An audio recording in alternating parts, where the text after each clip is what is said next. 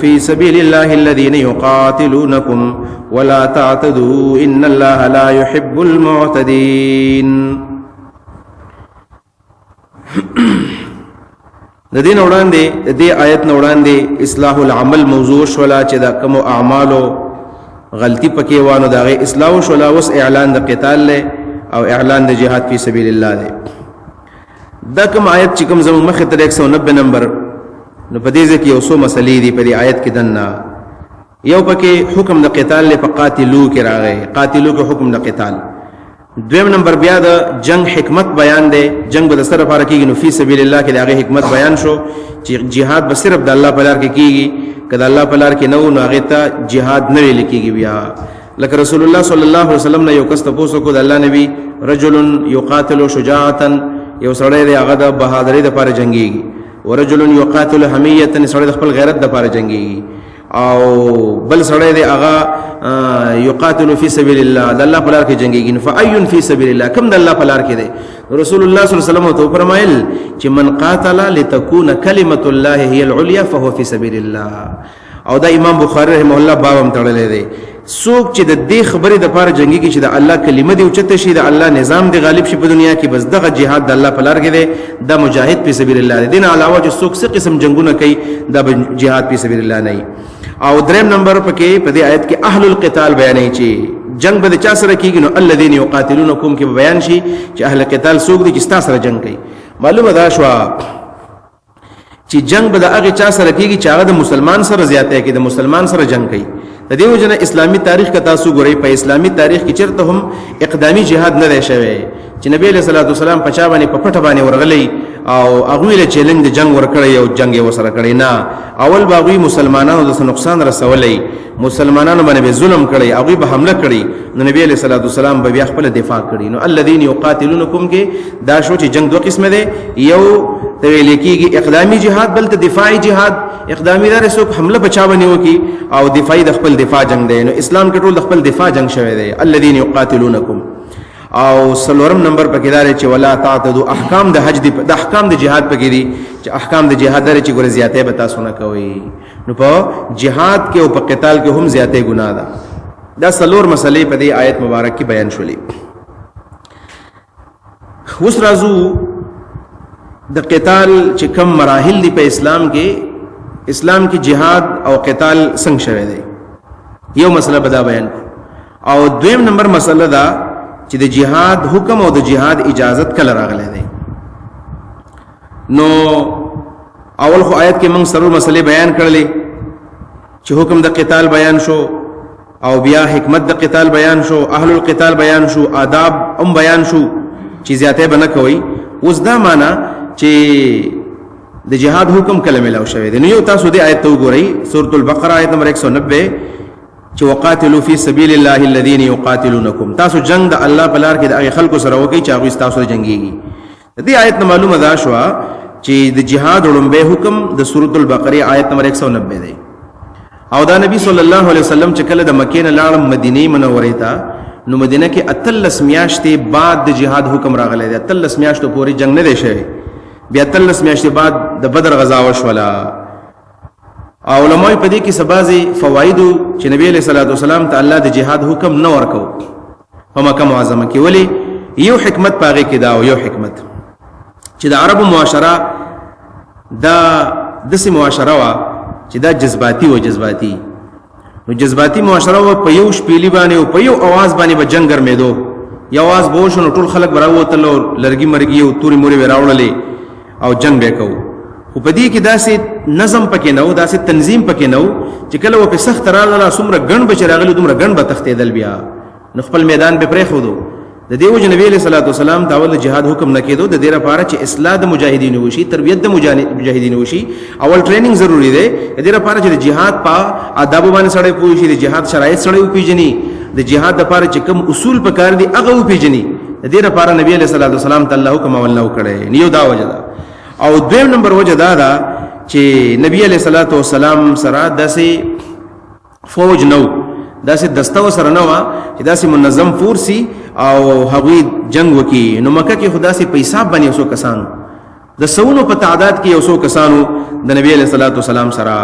نو کدی نبی علیہ السلام تعالی حکم کړی چې جنگ وکړي دا یو څو کسان به است ختم شوي نو اول الله تعالی دې ته ول تاسو خپل قوت را جمع کړئ کله چې قوت را جمع کړو مدینه کې بیا اسلامي ریاست جوړ شو میثاق مدینه او شولا اسلامیک سټیټ جوړ شو دا غي نورستو بیا چې ریاست جوړ شو قوت راغی نو نبی علیہ الصلوۃ والسلام ته ورستو بیا الله اجازه ورکړه دا حکمتونو پکې خود دې سره سره تاسو سورۃ الحج راوړوي سورۃ الحج ولسمه سپاره آیت نمبر 39 خود سورۃ الحج نه معلومیږي دا چې د جهاد اجازه او د جهاد حکم راغله دی په سورۃ الحج کې آیت نمبر 39 کې هغه داسې دی اذن للذین یقاتلون بانهم ظلموا اجازه ملاو شو خلکو ته چې هغه سره جنگ کیږي بانهم ظلموا زکه چې دی باندې ظلم شوی دی وان الله على نصرهم لقدير یقینا الله ردی په امداد باندې قدرت لرونکی دی الذين يخرجون من ديارهم او د 39 نمبر آیت د سورۃ الحج نه معلومیږي دا چې اول حکم هغه دی او د سورۃ البقره نه معلومیږي دا چې اول حکم دا دی ا دې ایتونه مینس کې تطبیق دا دی چې یو د جهاد اجازت دی بل د جهاد حکم دی نو اجازت ملاو شوی دی په سورۃ الحج کې اذن للذین یقاتلون بانهم ظلموا او حکم شوی دی بیا ورستو په سورۃ البقره کې چې وقاتلوا فی سبیل الله الذین یقاتلونکم دا حکم شو لہذا په دې معنی باندې د حکم په لحاظ باندې اول آیت دا دی او د اجازه په لحاظ باندې اول آیت هغه سورۃ الحج آیت نمبر 39 دی اوس اسلام کې د قتال کم مراحل دي نو اوله مرحله داوا چې جهاد به ویل کېدو صبر تا لکه مکه کې چې کوم مسلمانانو سیدل ناغوی ته الله ویل تاسو دعوت کار کوي او دعوت په لار کې چې کوم رکاوټونه راځي پاغه صبر کوي دم جهاد دی دم جهاد دی او الله فرمایي تاسو د مشرکانو سره جنگ وکي به السنتکم فجب بانهم ودا د جبي جهاد د جبي جهاد چې دعوت او تبلیغ دا تبلیغ او دعوت دا هم د جبي جهاد دی نو مکه کې صبر کول په دې مشکلات باندې په دې مصايب باندې دا اول مرحله وا دا غي نورستو چې کله دا مرحله سره تورسېدله او نبی صلی الله علیه وسلم دیار لس کاله مکه کې دغه شان تیر کړل خپل ملګری منظم کړل حج کی اجازه ملاو شو دا دویم نمبر مرحله شو سورۃ الحج آیت نمبر 39 چې اجازه ملاو شو نبی علیہ الصلوۃ والسلام تیارې وکاو چې کچرته حکم مسلازین چې زور ته تیاری ما دا دوه مرحله دین معلومه دا شو دعوت هم جهاد دی او د جنگ او بیا د جنگ لپاره مناسب تیاری کول ټریننګ کول دا هم جهاد دی سره تربیت د جهاد حاصلې او دا جهاد تربیت حاصلول هم په هر مسلمان باندې فرض دی الله فرمایي ولو ارادوا الخروج لاعدوا له عدا کدا خلق د جهاد اراده کوله او د جهاد توتلو ته اراده ور لاعدوا به حاصل کړي دا هم مستقل یو حکم دی او دا دریم نمبر مرحله ده بیا چې کله اجازه ملان شولا نو دریم نمبر مرحله بیا دا چې وقاتلوا فی سبیل الله الذين يقاتلونکم دا اهل القتال سره بیا قتال کول دا غي اجازه ملاو شولا قتال مع القاتلین ودلته ګوره قتال مع القاتلین جنگ به هغه چا سره کې چې تاسو سره جنگ کوي نو دا شولا او بیا سلورم نمبر الله تعالی فرمایي چې قاتل المشرکین کافا وسلورم نمبر مرحله دا چې تاسو ټول مشرکانو سره وجنګيږي څومره چې اهل الشرک دي دا غوي سره بیا په اخر مرتبه کې jihad د ټولو دی دا سلور والا مرتبه قران مجید کې شته وقاتلوا تاسو جنگ وکي فی سبیل الله اذا الله پلار کې الذين دغ خلق سرا يقاتلونكم چې تاسو سره جنگيږي ولا تعتدوا زیاته ګوره مکوي زیاته مکوي زیاته دا دی لا تعتدون معلومیږي دا چې jihad صرف د هغه چا سره دی چې هغه په خپل باندې اسلام مقابله لراوتلی نو لا تعتدون دا معلومه شولا چې کوم خلک اسلام مقابله نه کوي ته سره جنگ نه کوي او کتا سره کو دا بیا زیاته دی لکه اهل ذمه په پاکستان کې اوسېږي مختلف اسلامي ریاستونو کې اوسېږي اهل ذمه واحدین کوم چې اقلیت والا خلک دی په اسلامي ملکونو کې دي سره jihad نشتا یا دا چې پلار کې رواني او کافر د لمخ لراغه نو هغه نشي وجل ځکه تاسو سره جنگ نه کوي بلدا یو سړی jihad لاړو په میدان jihad کې ورله یو سړی مخامخ راغی او هغه ورته چې زه مؤمن یم زه مسلمان یم نو که په د باندې گزارم کړی دی زخمی کړم دی خو چې هغه ځان ته مؤمن وایو نو دا استاد سره جنگ نه کوي حال استاد تورې نو محفوظ دی هغه حدیث د اسامه ابن زید مې ویلو چې هغه په لار روانو او یو کس ورته سلام وکړو ول ما ایمان راوړل هغه ورغه قتل کو او ملګرو ته ویل د یری د وجنه کلمه ویلا نو هغه سره بیا لانجه شری وسره وکړو ول نبی له سلام ته بدی خایو کله چرال نبی علیہ الصلوۃ والسلام ته ویل چې موږ خدا غشان سره وجلې رسول الله ولې دی وجو ویل زما د یری نه کلمه ویلې وا نبی علیہ السلام ورته قار شو هل شققت قلبه ولتاول زړه سره له تا دنه وکتل چې دا د یری ایمان دی که د اخلاص ایمان دی نو بیا نبی علیہ الصلوۃ والسلام اسامه ته وی کیف تفعل یا اسامه بلا اله الا الله اذا جاء يوم القيامه اسامه دې کلمې سره د قیامت پر باندې سکه د قیامت پر باندې راشي دا و چې زدي پلاني ویلما او بیا اسامه وجلې دې سبا سره کې معلومه دا شو چې کله جنگ لاړ شي د جنگ په دوران کې یو حربي راغی او کلمې ویلا ته نقصان در رسولې دې بیا هم دا غنه تخپله توربته اوچته او د سره جنگ نه کې ځکه سره جنگ نه کوي تاسو جنگ نه کوي علماء په کې بل مسله بیان کړی دا جنگ دوران کې منافقان منافق دی نو هغه چې کله تعالی مخامخ راشي وي ما کلمه ویلې او چې کله بیا اخوش نو بیا سره جنگ کوي نو کده ویل چې ما کلمه ویل نو دا سره بیا جنگ کول په اتفاق باندې بیا جایز دي ځکه دا منافق دی او دا د چل د پاره دا خبره کوي او نور چې په میدان جنگ کې چا کلمه ویلا نو دا سره په جنگ بیا نه ولا تعتدوا دا معنا ده د سره احکام قتال او آداب قتال کې علماء دا مسله بیان کړی دي چې زیاته کم دي او نمبر 1 دا چې قتل الاولاد ماشومان باندې وجني په جهاد کې ماشومان وجل نشتا ولې ځکه دا ماشوم خو مقابله نه کوي دا خو جنگ نه کوي ستا سره نو ماشوم وجل په اسلام کې حرام دي علماء یو صورت کې اجازه ورکړې ده چې کا چیرته مسلمانانو په یو کلی باندې حمله وکړه نو ماشومان باندې وجني خو که زمنن پکې ماشومان مړ شو یعنی د کافرو په بسته باندې حمله وشوله او په دغه کلی شکل حمله وشوله په دې کې زمنن ماشومان هم پکې راغلل راوت المقابله نه پکې مړ شو نو په دې بل مسلمان بیان نه سي ځکه دا اصلا نه وجني بلکې دا طبعا وجلې شوی دي اصل مقابله د مشرانو سره وا دویم نمبر قتل النساء خزي نه وجني ځکه چې دا خزي هم جنگ نه راځي که دا خزي جنگ لره وتلی چرته او دا باقاعده په میدان کې جنگ کوي بیا به دا وجلې کیږي او نور خزي چې اساس د خدمت د پر راغلي دی وغیرہ دا غي وجل نشتا او حدیث کې باقاعده راغلي دی چې یو موقع کې ملګری راجم شوی او ویل دا خزه د چا وجل نبی رسول الله ورته غوسه شو خزه ولي وجنی تاسو نو خزه وجل دا زیاته دی دریم نمبر زمیان کم چې دا معاهدین دی او په اسلامي حکومت کې هغه ماینورټي دا اقلیت دی وجلوم ناجایز دی او سلورم نمبر بوډاګان شيوخ مشران سپینګری چون کې جنگ نه کوي نشي کولای لہذا دا بنو جلې کیږي یو صورت پکې ده چې کدا بوډا او دا سپینګری راغله او د خلق خپل مقاتلینو د خپل فوجانو له تربيت ورکو او غوړي مشورې ورکول بیا بدا وجلې کیږي ځکه دا عملاً وس په جنگ کې شامل دی او دې سره کم چې ضعفا دي کمزوري دي لکه ګډ شل راندو وغیرہ دې وجلم اسلام کې ناجایز دي دا به هم سره نه وجنه زیاته دي او سره یو بل مسله غي ته مسله ویل کیږي مسله چې کافر دې مړ کو او داغه نورستو بیا داغه نشونډې پرې کول داغه لاس کټ کول داغه غوګونه پرې کول داغه حتی کول د لاش به حرمتي کول دا بیا ګناه ده او دا مسله بل پرس کې چیرته دوی د مسلمانانو سره وکړه نو بیا به داغه سره کیږي ورستو بیا داغه حکم روان دي فمن اعتدى عليكم فاعتدوا عليه بمثل ما اعتدى عليكم دا شو بیا بسړ نه کوي ان الله لا يحب المعتدين يقين الله تعالی محبت نکي د زیاتی خورو سرا زیاتی کوونکو سرا وقتلوهم حيث ثقفتموهم جنگ وکي د دې سرا حيث ثقفتموهم کم ځای کې چې تاسو بیا ومندل چرتم چې ومندل نو تاسو مړ کوي د دې مطلب ګوردانه دي چې کافر د مندو وجنه وینا د مطلب د مخ کې آیت سره ولګوا ستا سره جنگ کوي نو بیا نه پټېدو نو ګرځه پسې دای معنا دا چې ستا سره کم جنگ کوي دویم واخرجوهم اباسد لرا من حيث دا من حيث هي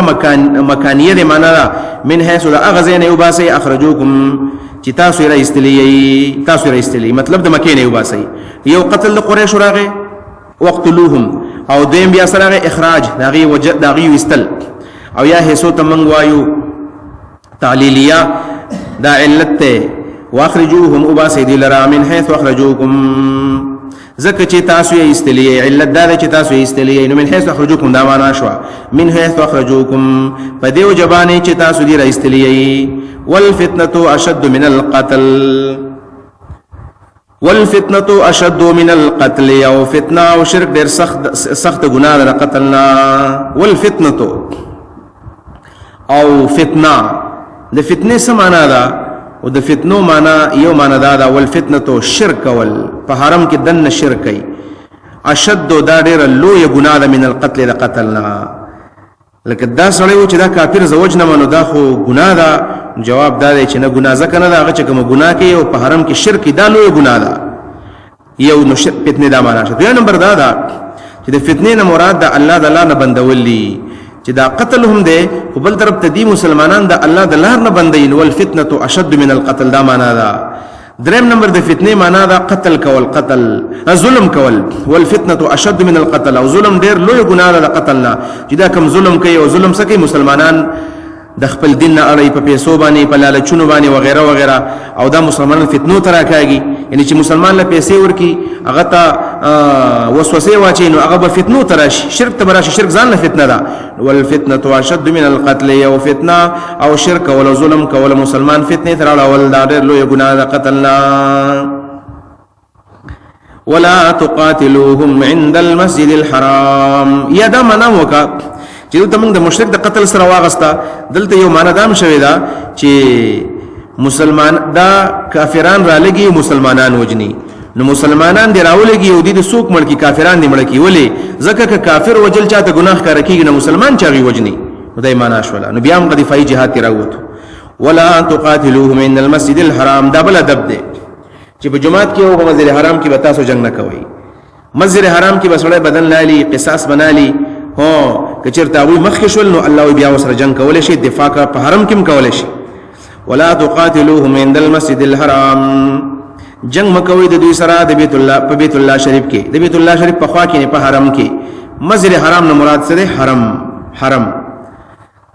ان ټول زمینی حرم دا ټول زمینی حرم دا څومره ده د دې ټول حدود چې مشرق او مغرب او شمال او جنوب کله راجمه کې دینه ټوټل 48 کیلومتر جوړیږي دا 48 کیلومتر چې دا کوم ایریا ده دا ټول د حرم حدود دي په دې حرم کو سره جنگ مکوي لکه شمالي حد د حرم چې د تنعیم زید تنعیم او دا 6 کیلومتر زید 6 کیلومتر تنعیم شمالي حد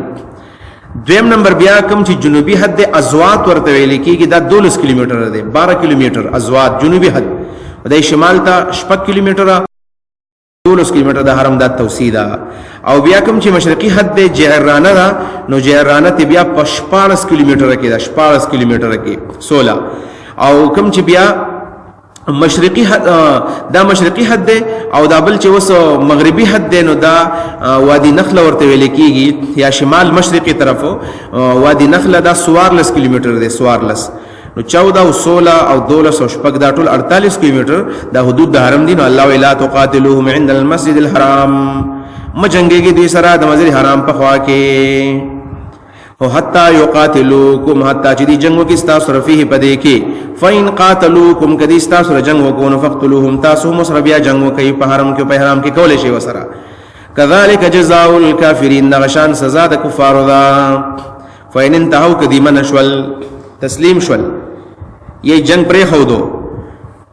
نو تاسو هم وسره جنگ مکوي فین انتهوا کدی منشول فین الله نو بشک الله تعالی غفور بخون کې دی رحیم همیشه مهربان تسلیم شل ایمان راوړو الله به معاف کی سابقه گناهونو تعالی معاف کوي لکه حدیث راځي الاسلام يهدم ما كان قبل اسلام چې مخکې څومره گناهونه شوي دي ویځ په کلمه باندې الله معاف کوي